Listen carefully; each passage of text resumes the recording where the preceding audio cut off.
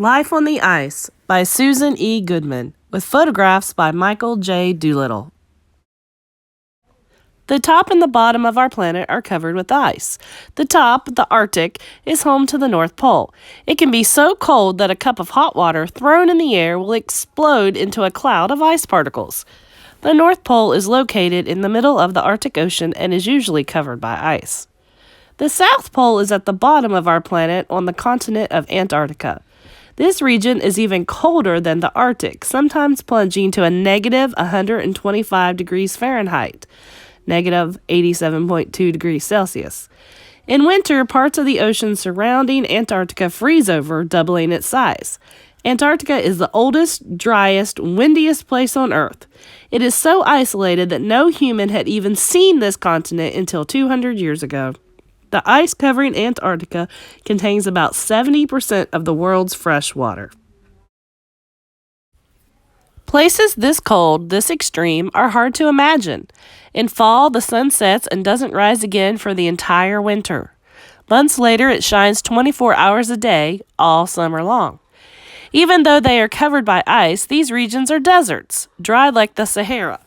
Very little snow falls in either place, but when it does, it rarely melts. Over time, the snow becomes ice, in some places almost 3 miles, 5 kilometers thick. Icebergs can be as small as a piano or larger than a small country. This ice is slowly moving, inching from the middle of the Arctic and Antarctica to their coasts. By the time pieces break off into the ocean and become icebergs, the ice is 100,000 years old. People fly thousands of miles to reach the poles, and when the winds kick up and blow the snow around, it's hard to know where the sky ends and the land begins. Pilots say that it's like flying inside a ping pong ball. Many of the instruments normally used to guide planes won't work there. In fact, navigators flying to the poles are the only ones left in the U.S. Air Force who still help map their route with the stars. This is some of the hardest flying there is. Planes do not land in these wintry worlds by rolling down concrete runways. They use skis instead, and they slide like giant sleds until they stop. Gliding along, the skis get so hot that they melt the snow they're resting on. Pilots must pull them up when the planes stop. Otherwise, the wet snow would freeze to the skis and the planes would be stuck to the ground. When pilots land at the South Pole, they keep their engines running. It's so cold that they might not start up again. It sounds like an adventure story, doesn't it? It is an adventure story, one with science.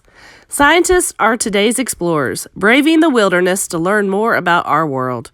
The snow near the North Pole, for example, hasn't melted since the last ice age. Over 100,000 years of it has been pressed into an ice sheet almost 2 miles, 3.2 kilometers thick. But each layer looks separate, like the rings of a tree. Some scientists use this snow to measure air pollution. Others are drilling through this ice to pull out history. Each sample they bring up tells a story about the time when it was formed. Scientists have found volcanic ash from Italy's Mount Vesuvius, for instance, and pollution from ancient Roman times.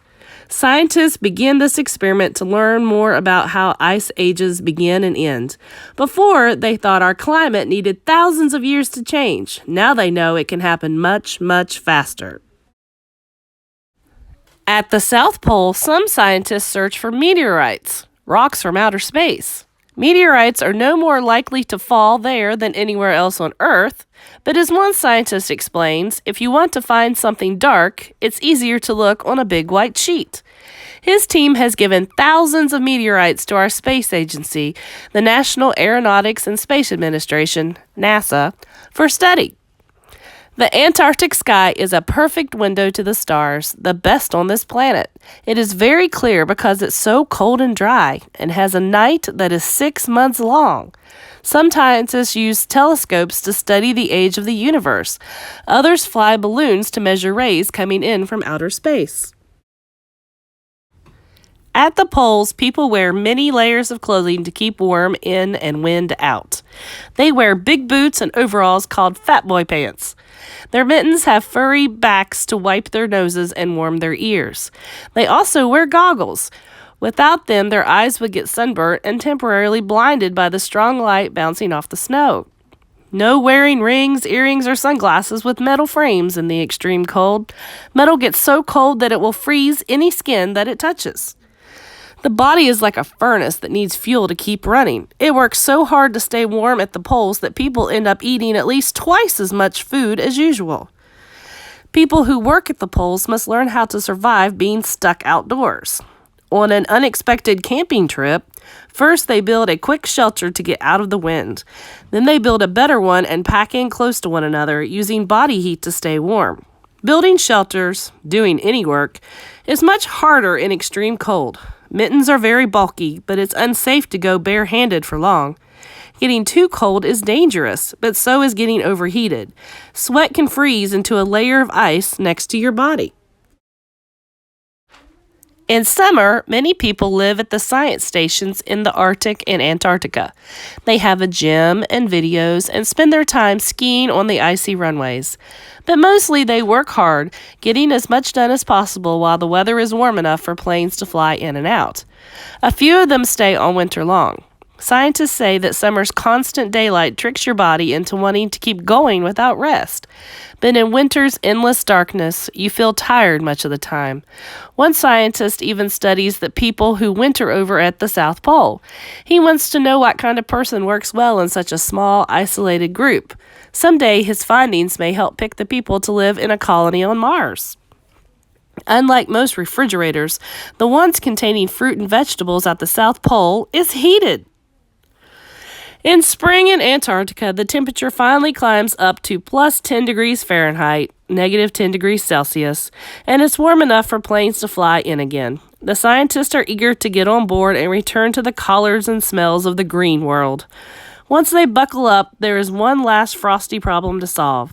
The airplane must go 100 miles, 160 kilometers per hour to take off. No easy task when sliding over ice. Sometimes pilots must travel 2 miles, 3 kilometers, to reach that speed, and sometimes they need extra help. Then they turn to the 8 rockets attached to their plane. A flick of the switch, a burst of flames and speed, and they are on their way home.